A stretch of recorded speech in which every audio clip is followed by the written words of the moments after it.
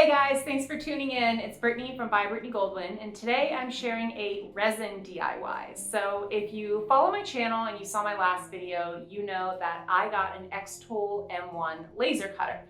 As part of reviewing that machine, I did a couple tests on a couple different materials that didn't turn out so great, and I'll throw up a picture of one of the little bamboo trays that I'll be working with today for this project. I essentially tested out the machine without using the auto framing function on it, meaning like the machine goes around and frames the piece so it gets the right measurements and everything when it does the engraving. So as you can see, it didn't turn out great, and it also had a little bit of scorching, but this is a perfectly good bamboo tray. So I decided that since it had a little dip and a little tiny raised lip around the edge, this would be a perfect project for a resin paint pour. So this is what it ends up looking like. It's really pretty. And I'm gonna use this as like, you know, a little plant tray or something. I mean, honestly, my daughter will probably steal it because she loves purple and glitter.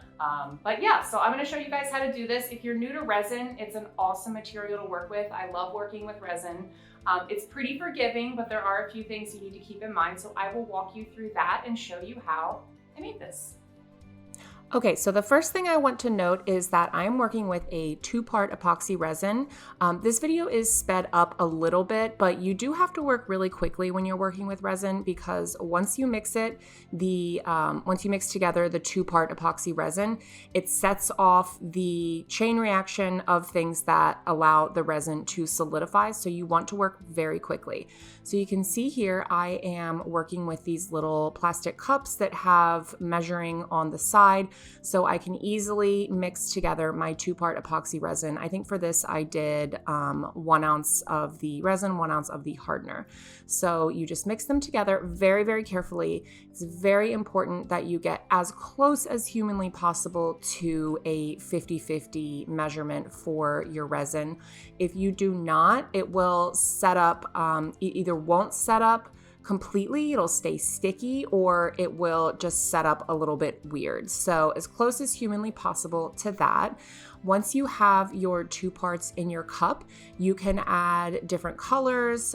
For these, I'm working with some dye powders that you can see in the frame here, and I will show you guys what they look like here. I'm working with a number of them, a dark purple kind of shimmery color, and then I'm adding in a little bit of the black alcohol ink that I have here, which is a highly pigmented color that you only need a couple drops of to get a really great color. And I'm just adding that in here to give a little bit of a depth of color. I didn't want this to be too light. So the dye powders also go a really long way. And you can see that I'm adding in a little bit in a tiny separate cup because I do want to mix up a couple different colors. So after I mixed together the resin and ensured that it was mixed together completely, I transferred a little bit to a separate cup. So right here, I'm just mixing together the color, try and get as good of a mix as you can. Obviously, it's a little challenging. This stuff is super messy and really goes everywhere, which is why I have this trash bag down on my table. I'm adding in a little bit of the purple, and then I'm putting in some of this gorgeous purple kind of iridescent silvery color just to give it a little bit of a, I don't know, what would you call it? Kind of a neon purple look here. So I'm just thoroughly mixing this. And again, I am wasting no time because as soon as you mix those 2 parts of resin together, the clock is ticking on working with resin. So here I am adding a little bit of the alcohol ink. I will mix that and then I will begin pouring. So a couple tips on pouring here. You do want to make sure you, again, are working as quickly as possible, but you're working strategically. So you can see I'm kind of working in a spiral here as I pour. You don't need to get every single bit of the surface covered because the resin will slowly seep into those surfaces. And when you grab the heat gun to pop the bubbles, that will kind of warm the resin up a little bit and make it kind of move into those other areas that you might not have covered with your initial pour. Right here, I'm adding in a little bit of this glitter. This is what I added into that second resin pour. You can add this like directly on top of your resin, but I wanted to add in a little bit more of this pearl color as well. So I mixed them together here, and this is just my accent color. So you can blow around the resin before you add an accent color, but when I work with resin, I just kind of like to fly by the seat of my pants and just see what happens. So I'm using this little stir thingy just to kind of do another spiral pattern here.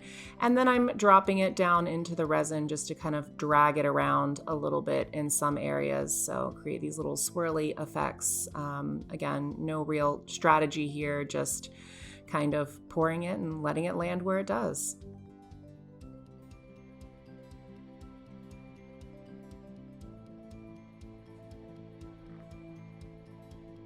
So this is my heat gun.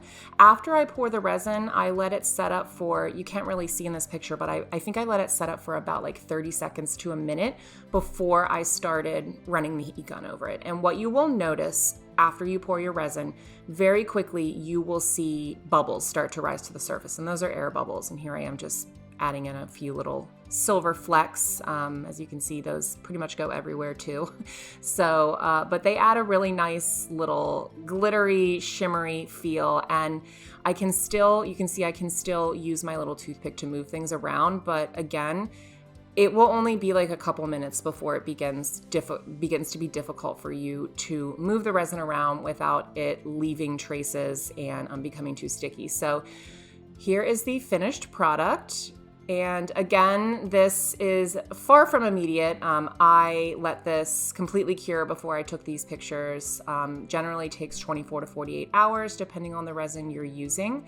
And yeah, it makes a gorgeous little plant tray, and I'm glad I was able to reuse this little tray to be something practical.